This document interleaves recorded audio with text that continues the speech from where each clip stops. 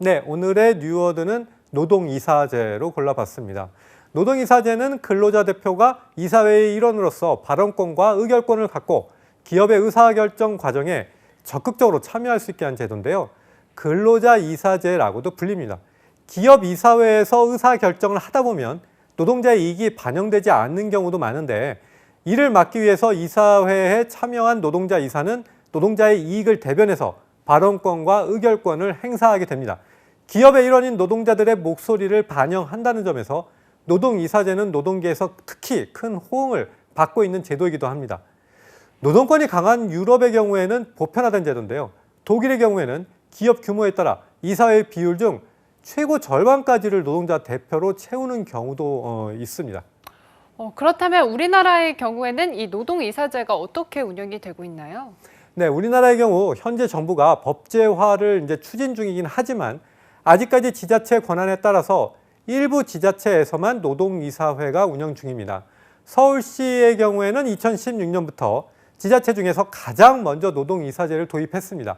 서울시 조례에 따르면 노동자 30명이 넘는 16개 공단 공사 출연 기관의 경우에 이사회에 노동자 대표 1명 내지 2명을 반드시 임명해야 한다고 규정하고 있는데요. 현재는 광주와 경기도, 인천, 경남, 부산 등에서 노동이사제를 실시하고 있습니다. 이처럼 주요 지자체에서 노동이사제의 도입이 이뤄지니까 다른 지자체에서도 이 제도를 도입하려는 움직임이 커지고 있긴 합니다. 하지만 민간기업의 경우 아직 노동이사제의 도입 자체는 사실 요원합니다. 대다수의 민간기업에서는 경영권을 침해한다는 우려로 여전히 반대하는 목소리가 높은 상황이기 때문인데요. 이 때문에 노동이사제의 법제화를 위해선 무엇보다 노사 간의 합의가 먼저 이뤄져야 할 것으로 보입니다. 네, 어쩌면 총수일가에서는 억울할지도 모릅니다. 이사회에 들어가도 문제, 나가도 문제라고 하니 말입니다.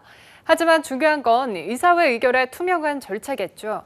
이렇게 공정위 조사를 보니까 정말 총수일가가 이사회에 들어가도 문제, 또 나가도 문제인 것 같습니다.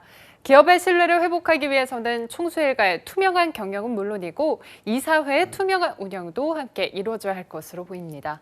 오늘도 김종배 기자와 함께했습니다. 고맙습니다. 네, 지금까지 고용브리핑 365였습니다.